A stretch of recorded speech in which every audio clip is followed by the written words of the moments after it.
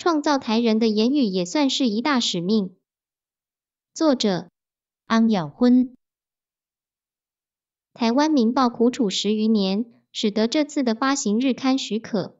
朱贤的感怀，我想必是决于言语，悲喜交织，一言难尽的心境吧。不管情势的曲折怎样，总是可喜可贺的大快事。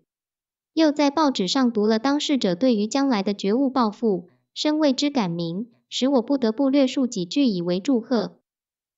没有言语则没有思想，没有思想则没有批判，没有批判则不能达到事物的真相。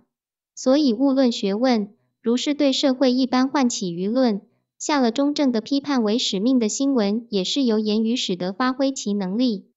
对于大众日日生活最有密接关系的报纸，来创造表现生活的字眼，融成日进月步的生活的新内容，也是很紧要。我台人为着受了变态的畸形的教育，言语尚未确立，日常所想的、抑郁的，未得十分自由来表现，随便来表示，使人人隔靴搔痒之感。虽是自中国文学革命以来，我们也受其影响，近来渐渐用适切的语句来表情达意。但是各社会有各社会的特殊性，各地方有各地方的色彩，各时代有各时代的思想。想起来，人是历史的、社会的存在，是 Hegel 所谓的时代之子 ，the son of his age。所以民族精神受着二方面的支配，一方面是世界精神，即是绝对的一般原理；他方面是时代精神，即是相对的特殊的原理。理想和现实是互相照洽、渐渐接近的，其演进的过程即是历史。无论什么历史的诸形态，未曾脱出思想的批判范围。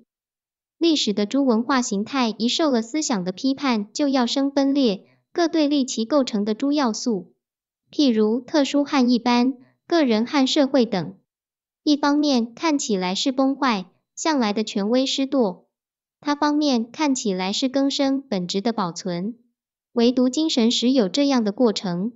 所谓精神辩证法就是，虽是近来的趋势，莫不获得政治的价值为先，但是文化的一方面亦不能轻轻放于不问。民众的文化程度和政治能力是相比例，不可单行，是不需赘言啦。要知，要大众有思想的批判力，要给他们自由驱使的言语。虽是言语不是一人一时可以造成的，要多数同胞的协力，或是要天才的艺术家出现。而日日和大众见面的报纸对这方面很有绝大的效力。倘若得诸贤关注，是万幸。1932年1月19日记。